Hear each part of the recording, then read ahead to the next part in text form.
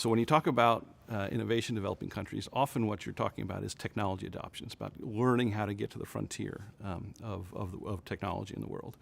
So it's obviously a very important part of the growth process and development process. It's also been found to be very slow. People who've looked at this process carefully found that it's often very slow, surprisingly slow, even among larger manufacturing firms in competitive industries, people where you expect to be on top of these things. And so we decided to explore that. We ran an experiment where I think it was the first experiment that's ever been done where people actually took a new technology and gave it out randomly to some manufacturing firms.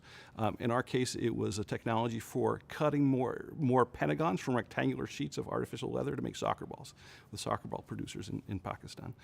So we ran an experiment, we gave it out, and then we sat back to watch what happened.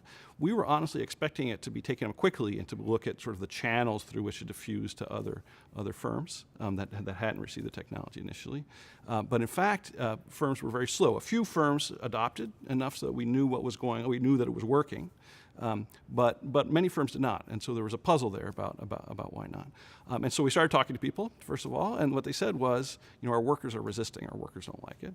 And it turns out what the issue was is the workers were paid piece rate, they're just paid per pentagon or per ball.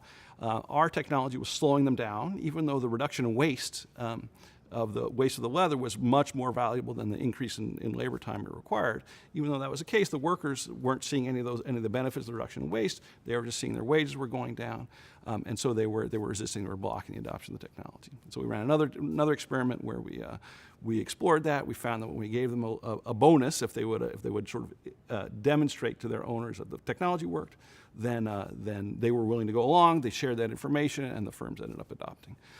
So one of the larger messages of this experiment, so one is that the knowledge that workers have on the shop floor is important, and if it's not shared with owners, with management, then that can be a real problem. That can be a real drag on technology adoption and growth more generally. I think another message is that employment contracts can generate frictions internally in an organization. That employment contracts are slow to change, they're costly to change. Okay, it's hard once a norm has been established that contracts work in a certain way, or that relationships between management and workers work in a certain way. It's sort of hard to change, and they can generate the sort of thing that we saw in our experiment, which was workers don't have an incentive to adopt technology or to share knowledge in a way that would be best for the firm. Government might matter here in a couple of ways. One is there's really an absence of extension, what we call extension services for a lot of these firms. In agricultural context, often there's extension services, guys who go around and teach other people about best practices, and that just doesn't exist among the soccer ball producers in Sialkot. If it did, then maybe our technology would have diffused faster, right? Because guys would have gone around and said, actually there's this new kind of dye, new way of cutting pentagons. It would have been communicated more quickly.